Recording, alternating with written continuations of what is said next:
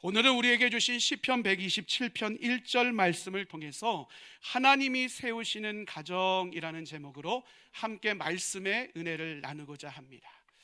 언젠가요, 한 중년 남성이 SNS에 올린 글이요, 많은 이들에게 공감을 불러일으켰습니다. 그 내용은 크게 화려한 내용이 아니었습니다. 자신의 삶 그대로를 나누는 내용이었습니다. 그 내용은 이렇습니다. 자녀들을 잘 키웠는데 아내와의 대화가 단절됐다. 같은 집에서 살아가고 있는데 각자 다른 삶을 살아간다. 내가 잘못한 것이 무엇일까? 이 글입니다. 여러분, 이 남성이요, 그냥 아무렇지도 않게 그냥 성실하지 않는 삶을 가정 안에서 살아왔느냐? 그런 것이 아닙니다. 그는 30여 년 동안요, 새벽 일찍 출근하고 밤늦게 퇴근하면서요, 가정이 부족함 없이 세워지기 위해서 누구보다도 몸부림치며 헌신된 삶을 살았던 사람입니다.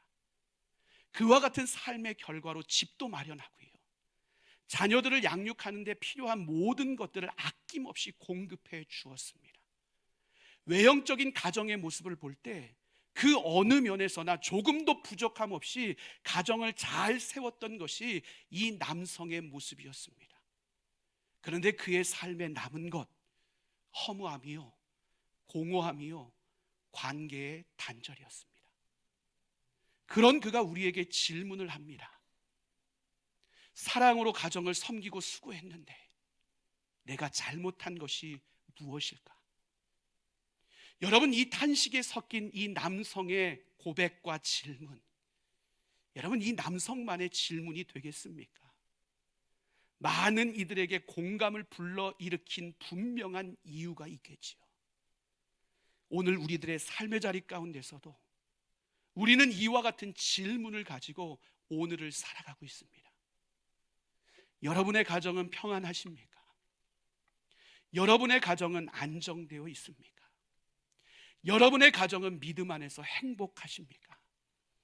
오늘을 살아가는 우리가 너무 바쁜 나머지요, 할 일이 많다는 핑계 때문에요, 오늘 우리 가정에 소중하게 세워가야 될 가치를 잃어버리고 오늘을 살아가는 경우가 얼마나 많은지 모릅니다. 외형적인 집을 아름답고 견고하게는 세워나갈 수 있을지 몰라도 그 모든 것이 우리의 가정을 참되게 세워나가는 본질이 아님을 우리는 절대로 잊지 말아야 됩니다. 집을 아름답게 건축할 수 있어도 집을 아름답게 건축하는 그 사이에 우리 가정의 관계가 쉽게 무너질 수 있다는 생각을 우리는 절대로 버리지 말아야 됩니다. 오늘 우리 가정을 물질로 충만하게 채워갈 수 있어도 그 물질을 채워가는 순간과 상황 속에 우리 가족들의 마음이 텅텅 비어지고 있음을 우리는 절대로 잊지 말아야 됩니다. 가족의 외형적인 모습을 화려하고 아름답게 꾸며갈지라도 오늘 정작 해결되어지지 않는 목마름에 허덕이고 있는 가족들의 모습이 있을 수 있다는 사실을 우리는 절대로 잊지 말아야 됩니다. 이것들이 반복될 때 가족들이 피곤해집니다. 가정 안에 갈등이 발생합니다. 사랑이 식어지기 시작합니다. 여러분, 이와 같은 가정의 모습은 우리가 원하는 모습도 아니요, 하나님이 기뻐하시는 모습도 아닙니다. 그렇다면 오늘 우리에게 맡겨주신 가정을 하나님이 기뻐하시고 우리가 기대하는 대로 천국 가정으로 세워가기 위해 우리 가운데 필요한 것이 무엇일까? 오늘 우리에게 허락해 주신 말씀을 통해서 그것에 대해서 함께 생각하며 은혜를 나누고자 합니다. 오늘 우리가 함께 읽은 시편 127편 1절 말씀은요, 우리의 인생의 중심을 이루어야 될 것이 무엇인지를 우리 가운데 분명히 가르쳐주고 있습니다. 시편 기자가 가장 먼저 우리에게 고백하는 것이 무엇입니까?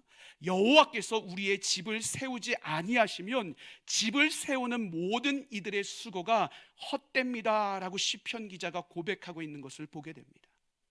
여기서 헛되다라는 내용은요, 단순히 실패를 의미하는 것이 아닙니다. 여기서 헛되다가 우리에게 주는 의미는요, 인간은 결국에는 모든 것 가운데 자신의 힘으로 삶을 세워가다가는 무너질 수밖에 없는 인간의 한계성을 가지고 있음을 이 단어를 통해서 표현하고 있는 것입니다. 여러분, 아무리 좋은 인생의 재료를 우리가 갖고 있을지라도, 자신의 의지대로 삶을 설계할지라도, 그리고 자신의 노력으로 삶을 견고하게 세워나갈지라도 그 기초 가운데 하나님이 중심을 이루지 못하고 있다라면 그 인생은 무너질 수밖에 없는 인생임을 시편 기자는 우리에게 분명하게 선언하고 있는 것입니다. 여러분, 이와 같은 오늘 본문의 내용은 창세기 11장으로도 연결됩니다. 여러분, 창세기 11장에 어떤 사건이 등장합니까? 우리가 너무나도 잘 알고 있는 바벨탑 사건이 창세기 11장에 등장합니다. 그곳에서 등장하는 사람들의 모습이 어떻습니까? 그들은 하나님의 영광을 위해 살려고 하지 않았습니다. 오직 자신의 영광, 자신의 이름을 드러내기 위해 삶의 모든 것을 집중하기 시작했습니다. 그래서 그들이 생각해낸 방법이 무엇입니까? 자신들 역시 하나님처럼 높아지기를 소망하며 자신들의 방법으로, 자신들의 노력에 의해서 하늘에 닿을 만큼 높은 탑을 쌓기 시작합니다. 그것이 바로 바벨탑입니다. 그런데 어떻습니까? 그 결과가 어땠어요? 혼란함과 흩어짐, 이것이 그 탑을 쌓은 사람들 앞에 주어진 인생의 결과였음을 보게 됩니다. 여러분, 그러니 예수님께서도 우리에게 뭐라고 말씀하세요? 마태복음 7장에 보면 믿음의 반석 위에 세워진 집, 즉 여호와를 기초로 해 우리의 인생의 집이 세워질 때 그 인생의 집은 비바람이 불어닥쳐도 흔들리지 않고 견고히 세워질 수 있다라고 예수님은 우리에게 선언하십니다. 반면에 모래 위에 지은 집, 즉 하나님 나라의 가치 위에 세우는 삶이 아니라 오늘 나의 의지와 세상의 방법과 나의 노력으로 세우는 모든 집들은 결국 세상의 풍파 속에 무너지고 말 것임을 예수님은 우리 가운데 선언하고 있습니다. 이처럼 하나님이 우리의 삶의 중심을 이루지 않는 모든 삶은 흩어질 수밖에 없고 무너질 수밖에 없는 인생을 살아가게 됨을 우리는 분명히 오늘의 말씀을 통해서 기억할 수 있어야 됩니다. 여러분, 또한 시편 기자가 오늘 우리에게 고백하고 있는 내용이 무엇입니까? 여호와께서 성을 지키시지 않으면 파수꾼의 그 깨어있음이 헛되도다라고 이야기를 합니다. 여러분, 오늘 우리가 살아가고 있는 이 시대가요, 얼마나 불안정한지 모릅니다. 경제가 요동치고 있습니다. 사회 분열이요 극단을 향해 달려나가고 있습니다. 우리의 가정 앞에 펼쳐지고 있는 여러 가지 어려움들도 우리의 삶의 자리 가운데 우리의 삶의 무게를 더해가는 삶을 살아가고 있습니다. 그러니 우리의 삶이 어때요? 불안합니다. 그래서 우리 스스로 파수꾼이 되고자 합니다. 여러 가지 보험도 들고요, 여러 가지 경비들을 더욱더 강화시키고요, 여러 가지 것들에 우리의 삶을 투자함으로 말미암아 우리의 삶의 손실을 최소화하려고 노력하고 또 노력합니다. 그런데 여러분 어떠신가요? 그 노력 가운데 진정한 평안함이 여러분 안에 있으십니까? 진정한 안정감을 누리며 이 땅을 살아가고 계십니까? 아니요, 시간이 지나면 지날수록 더 두려움이 몰려옵니다. 더 놀라운 일들이 펼쳐지는 세상 속에서 우리는 평안을 잃어버리고 오늘을 살아갑니다. 그 이유가 무엇인지를 오늘 시편 기자는 우리에게 분명하게 답을 주고 있습니다. 오늘 우리의 인생의 진정한 평안과 안식은 바로 내가 깨어있음에 있는 것이 아니라, 내가 노력하는 것에 있는 것이 아니라, 내가 의지를 불태우는 것에 있는 것이 아니라 전능하신 하나님의 손으로부터 우리의 참된 평안과 안식이 주어질 수 있음을 시편 기자는 우리에게 분명하게 선언하고 있습니다. 여러분, 이처럼 우리의 인생이 여호와 앞에 중심을 두고 세워질 때 그 인생은 바르게 세워질 수 있고 그 인생은 온전한 평안과 안식 가운데 거하는 삶을 살아갈 수 있음을 시편 기자는 우리에게 선언합니다. 그런데 참으로 안타까운 일이 무엇입니까? 오늘을 살아가는 우리가 하나님을 배제하며 살아가려고 합니다. 오늘을 살아가는 우리가 하나님을 외면한 채 우리의 삶을 세워나가려는 타락한 욕망으로 사로잡힌 채 오늘을 살아가는 우리의 모습이 여전히 존재하고 있다는 사실입니다. 누구처럼요? 아담과 하와처럼요. 아담과 하와의 모습이 어땠어요? 왜 그들이 선악과를 따먹었습니까? 단순히 배고파서가 아니에요. 내가 하나님처럼 살 수 있다는 생각이 그의 삶을 지배하기 시작했을 때 그들은 하나님이 원치 않으시는 일을 했어요. 내가 하나님의 자리를 대신할 수 있다는 욕망이 그들의 삶에 가득 채워지기 시작했을 때요, 그들은 하나님이 하지 말라는 일들을 감당했습니다. 그리고 그 삶에 찾아왔던 것이 무엇이었어요? 삶의 무너짐이었어요. 평안과 안식을 잃어버리는 삶으로 그들의 삶이 달려갔어요. 그런데 오늘 우리들의 삶의 모습이 그렇습니다. 오늘 우리들의 삶이 입술로는 믿음이 있다라고 고백하지만 하나님을 외면한 채 우리의 계획을 세워나갑니다. 하나님을 뒷전에 준 채 우리의 가정을 세워나갑니다. 하나님이 없는 곳에서 자녀들을 양육하고 하나님의 가치가 아닌 곳에서 자녀들을 교육하는 삶을 살아가고 있는 것이 우리의 모습이 되었습니다. 그러니 우리의 모습을 통해서 드러나고 있는 모습이 무엇입니까? 부모들은요, 눈에 보이는 것에 집중합니다. 우리 자녀들의 성공, 우리 자녀들의 스펙, 그것을 위해 좋은 학교를 목표로 세웁니다. 그리고 좋은 성적을 얻기 위해 부단히 애쓰고 노력합니다. 특별 활동까지도 모든 것을 절제하고 그 길을 가라고 우리의 자녀들을 인도합니다. 그런데 여러분 어떠신가요? 오늘 눈에 보여지는 모든 일을 위해서 집중하는 것, 그래요, 좋습니다. 그렇다면 오늘 우리 아이들의 영혼을 위해서 여러분은 집중하고 계십니까?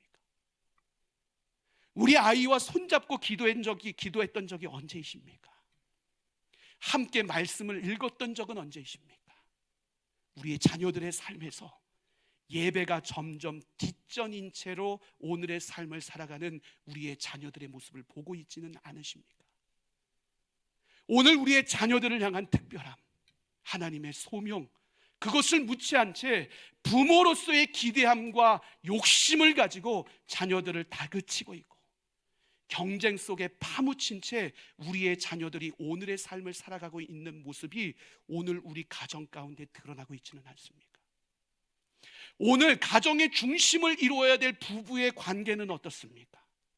부부는 하나님의 언약 안에서 맺어진 최고의 축복된 하나됨을 이룬 공동체입니다. 그런데 어느 순간인가 우리는 서로를 감정적으로만 대하고 있지 않습니까? 하나님의 형상과 가치를 존중하고 인정하는 것이 아니라 서로를 향해서 감정적으로 대하다 보니 연약함을 품어주지는 못하고 오히려 끊임없는 공격의 연속인 삶을 오늘 살아가고 있지는 않습니까?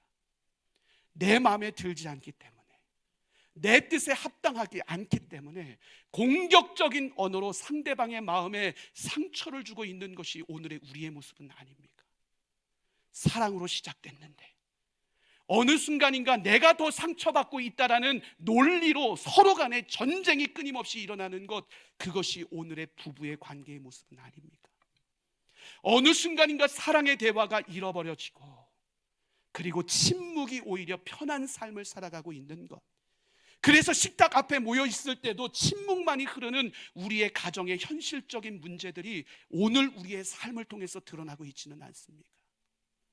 그 부모를 바라보고 있는 우리의 자녀들 표정 역시도 무표정으로 변해지고 그 시선이 핸드폰에 고정되어 있는 우리 가정의 현실, 식탁 안에 가족이라는 이름으로 함께 모였지만 그 마음은 여전히 뿔뿔이 흩어진 채로 오늘을 살아가고 있는 것이 우리 가족의 모습이 되어버리고 있지는 않았습니까?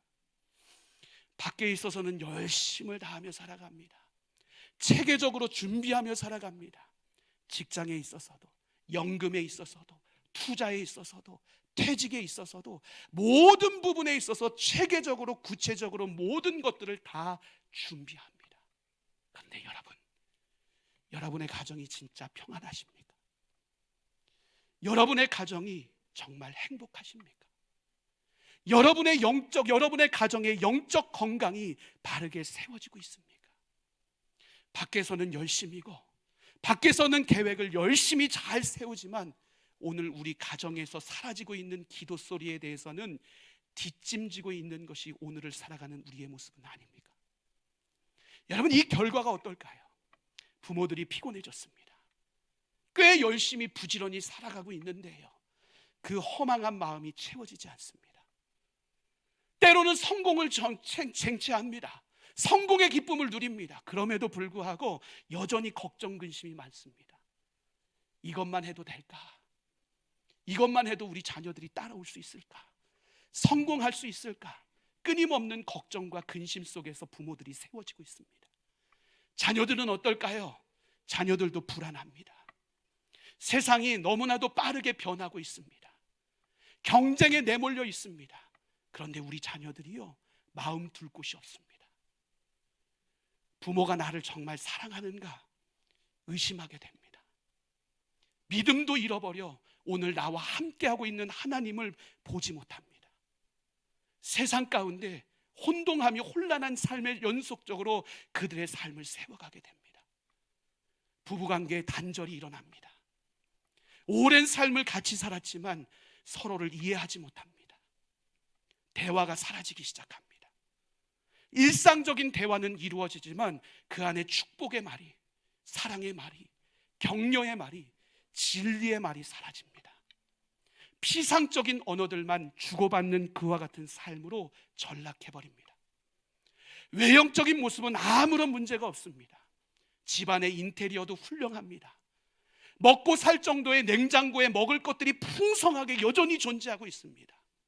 스케줄표를 보면 부모 가릴 것 없이, 아이들 가릴 것 없이 참 분주한 삶을 여전히 살아가고 있습니다. 그런데 그곳에 소통이 없습니다. 그곳에 평안이 없습니다. 그곳에 행복이 없습니다. 성공을 쫓아 살아왔지만 행복이 멀어집니다. 안정을 추구했는데도 관계가 무너집니다. 꽤 열심히 살았음에도 불구하고 오늘 우리 가운데 남는 것, 왜 이렇게 허무하지? 라는 질문밖에 남지 않습니다. 여러분, 오늘 우리는 이와 같은 우리의 삶에 다가오는 현실 속에서요, 영적인 눈을 다시 뜰 필요가 있습니다. 하나님이 중심이 되어 계획하지 않는 인생이 얼마나 연약한 인생이 될 수밖에 없는 것인지, 하나님이 중심이 되는 사랑이 없는 가정이 얼마나 쉽게 메마르고 식어질 수밖에 없는 것인지, 우리는 진리의 말씀 앞에서 우리의 마음과 우리의 삶을, 우리의 가정을 다시 한번 점검하는 자리로 나아갈 수 있어야 됩니다. 그리고 변화를 위해 우리의 방향을 바꿔야 됩니다.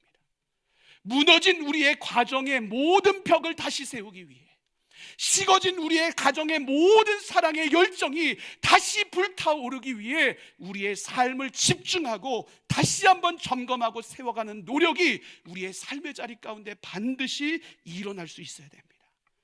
참으로 다행이고 감사한 사실이 무엇이에요? 우리 가정의 역사는 여기서 끝나지 않는다는 거예요. 우리의 가정의 역사는 반드시 다시 시작될 수 있습니다. 누구 안에서요? 전능하신 하나님 안에서요. 이미 모든 것을 다 잃어버리고 소망이 없는데요, 하나님 괜찮다고 말씀하세요. 지금까지 단 한순간도 가정의 중심이 하나님이 아니었는데요, 하나님 괜찮다고 말씀하세요. 내가 어떻게 믿음으로 살아가야 될지 알지 못해서 헤매 있는 삶을 살아가고 있는데요, 하나님 그래도 괜찮다고 말씀하세요. 왜요? 우리 하나님 어떤 하나님이시기에요? 이 모든 상황을 역전시키고 다시 세우시는 하나님이 바로 우리가 믿는 전능하신 하나님이시기 때문에 그렇습니다. 전능하신 하나님은 무너진 우리의 가정을 다시 세우실 수 있습니다. 전능하신 하나님은 상처 입은 우리의 가정을 회복하실 수 있습니다. 전능하신 하나님은 소망 잃은 우리의 가정 가운데 희망의 길을 활짝 열어내실 수 있는 분이십니다. 여러분, 이처럼 하나님은 우리의 가정을 은혜 가운데 견고하게 세울 수 있는 넉넉한 분이십니다. 어떻게 해요? 하나님의 진리의 말씀이 우리의 가정의 중심을 자리할 때 비로소 우리의 삶에, 우리의 가정에 생명이 흐르는 은혜를 경험할 수 있음을 우리는 반드시 기억해야 됩니다. 우리 가정의 식탁에 성경책이 올려 있다는 것, 이것 의미하는 것 아닙니다. 우리 가정 안에 24시간 기독교 방송이 돌아가고 있는 것, 이것 의미하는 것 아닙니다. 진리의 말씀이 오늘 우리의 가정의 중심에, 생각에, 선택에, 삶의 중심과 결단에 그 말씀이 온전히 중심으로 자리 잡을 때 비로소 우리의 삶의 자리 가운데 생명의 역사가 일어날 수 있음을 우리는 분명히 기억할 수 있어야 됩니다. 하루를 시작하면서 단 한 구절이라도 자녀와 함께 나누고, 오늘 하나님이 우리 가정 안에 이루실 어떤 것을 기대하니 질문이 있는 이 가정, 오늘 자녀들 안에 펼쳐지고 있는 모든 일들을 말씀 가운데 적용해 하나님 나라의 가치 속에 우리의 자녀를 세워나갈 수 있는 그 가정, 오늘 우리의 삶의 자리 가운데 다가오는 모든 문제와 시련과 환난과 핍박 속에서도 하나님이 이 순간 우리의 가정에게 말씀하시는 것이 무엇인지를 집중하고 그곳 가운데 하나님의 뜻을 알아가고자 노력하고 애쓰는 이 가정, 날마다 변화되어지는 세상적 가치가 아니라 우리의 마음을 단순히 흥분시키는 유행이 아니라 영원히 변하지 않는 진리의 말씀이 우리의 가정의 중심을 이룰 때, 그리고 그 진리대로 오늘 우리의 삶이 사라질 때 비로소 우리의 자녀들의 눈에 하나님의 시선이 스며들 수 있고, 부부와의 모든 관계 속에서 진리 안에서의 이해와 공감이 이루어질 수 있음을 우리는 반드시 기억할 수 있어야 됩니다. 그러기에 사랑하는 성도 여러분, 여러분의 가정이 말씀의 은혜로 충만한 가정 되시기를 주님의 이름으로 간절히 축원합니다. 여러분의 가정이 말씀 중심 안에서 견고히 세워지고 그것이 결단과 실천으로 이어지는 복된 믿음의 가정 될 수 있기를 주님의 이름으로 간절히 축원합니다.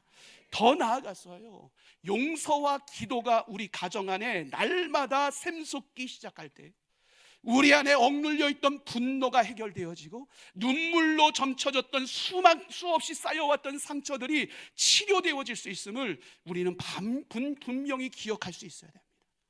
여러분, 가족이 오랜 시간 살다 보면요, 원치 않게 상처 줄 수 있어요. 내가 오늘 툭 내뱉은 말이요, 아내에게 상처가 될 수 있다고요. 내가 아무 생각 없이 툭 내뱉은 말이요, 자녀에게 큰 대못을 박을 수 있다고요. 오늘 내가 분주하다고 무관심했던 그것이요, 가족들에게 상처가 된다고요. 오늘 기대를 충족시키지 못한 모습들, 하나씩의 모습들이 오늘 우리 가정 안에 상처가 된다고요. 여러분, 이 마음들을 모아놓으면 어떻게 돼요? 병이 된다고요. 이것을 빨리 해결해야 돼요. 누구 안에서요? 하나님 안에서요. 하나님 아버지 안에서 넉넉한 마음 품어야지요. 용서하기로 결단해야지요. 함께 하나님의 은혜 가운데 나와 치료와 회복의 역사가 우리 가정 가운데 이루어지기를 노력해야지요. 그럴 때 우리 가정 안에 변화의 역사가 일어날 수 있는 거예요. 그런데 문제가 무엇이에요? 우리의 노력과 의지로 될 수 없다고요. 그러니 기도의 자리를 우리가 선택해야 되는 거예요. 기도는 무엇이기에요? 기도는 단순한 우리의 입술의 고백이 아니라 우리의 끊어진 마음과 마음을, 영혼과 영혼을 연결시켜주는 영적 사다리가 되기 때문에 그래요. 그렇기 때문에 우리는 식탁 앞에서도 기도해야 돼요.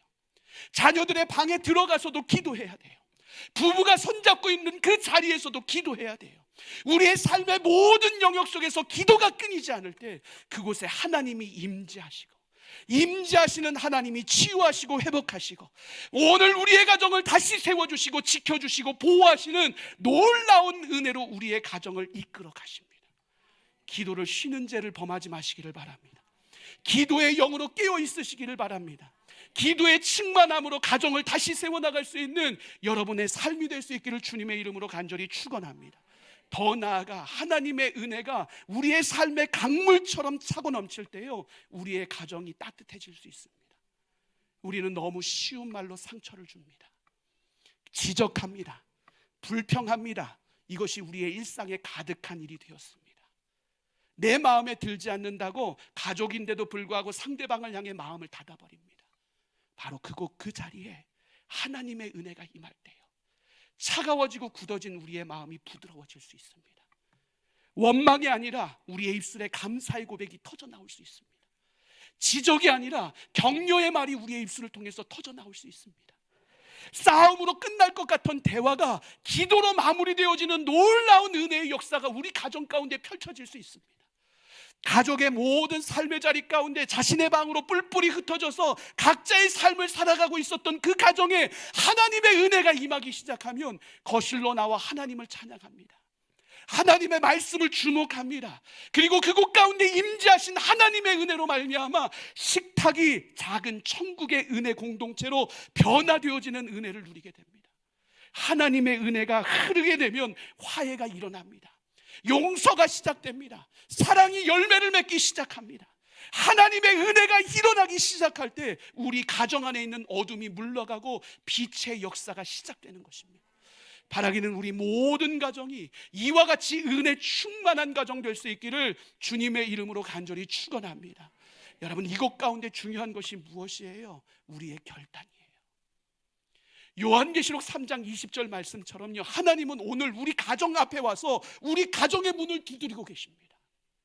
내가 그곳에 들어가고 싶다라고. 하나님은 우리에게 마음을 표현하고 계십니다. 왜요? 하나님은 우리 가정의 통치자가 되길 원하시거든요. 하나님은 우리 가정의 주인이 되길 원하시거든요. 하나님은 우리 가정의 인도자가 되길 원하신다라고요. 이 순간 우리가 택해야 될 모습이 무엇인 거예요? 내 기득권을 하나님 앞에 내려놓는 거예요. 내가 그토록 잡고 있었던 그것을 하나님 앞에 내려놓으셔야 된다고요. 하나님께 내 통치권을 온전히 맡겨드릴 수 있어야 돼요. 그럴 때 하나님이 우리 가정 가운데 들어오셔서 하나님의 통치로 무너진 모든 질서를 다시 회복시키시고 상하고 찢겨진 마음에 다시 한번 소망의 꽃을 피워내시고 무너진 우리 가정을 다시 세우시는 은혜의 역사를 하나님이 그 통치권 가운데 우리 가정 안에 이루어내신다라고요. 그러기에 사랑하는 성도 여러분, 오늘도 우리의 가정의 문을 열심히 두드리고 계신 그 하나님을 절대로 외롭게 하지 않는 우리 가정이 될 수 있기를 바랍니다. 그 하나님을 우리 가정의 중심에 초대하십시다. 그리고 그분이 내 삶의 우리 가정의 통치권자이심을 인정하십시다. 그럴 때 우리의 가정이 회복될 수 있습니다. 무너진 우리의 가정이 다시 세워질 수 있습니다. 소망을 잃은 우리 가정 가운데 소망의 꽃이 피어날 수 있습니다. 웃음을 상실한 우리 가정 가운데 다시 한번 기쁨의 불이 활활 타오르는 은혜의 역사가 일어날 수 있습니다. 하나님은 오늘 아직 늦지 않았다라고 우리에게 말씀하십니다. 그리고 나를 그 가정의 통치자로 인정해야 될 것에 대해서 초대하고 계십니다. 이 초대에 순종할 수 있는 저와 여러분의 삶이 될 수 있기를 주님의 이름으로 간절히 축원합니다. 그 초대에 온전히 순종하는 가정의 달을 우리 모두가 함께 보냄으로 말미암아서 우리의 심령이 새로워지고 우리의 가정의 기초를 점검하고 하나님과 다시 세워지는 우리 가정이 하나님이 원하시고 우리가 기대하는 천국 가정으로 은혜 가운데 평안하여 든든히 세워질 수 있게 되기를 주님의 이름으로 간절히 축원합니다. 그럴 때 대화가 끊어졌던 부부 안에 기도의 은혜가 흘러넘칠 수 있기를 주님의 이름으로 간절히 축원합니다. 단절을 맛보고 있는 부모와 자녀 사이에 이해가 강같이 흘러넘치는 가정이 될 수 있기를 주님의 이름으로 간절히 축원합니다. 그렇게 여러분의 가정이 하나님을 주인 삼고 천국의 가정으로 은혜 가운데 평안하여 든든히 세워질 수 있게 되기를 주님의 이름으로 간절히 축원합니다. 간절히 축원합니다. 우리 말씀 생각하며 함께 기도하기를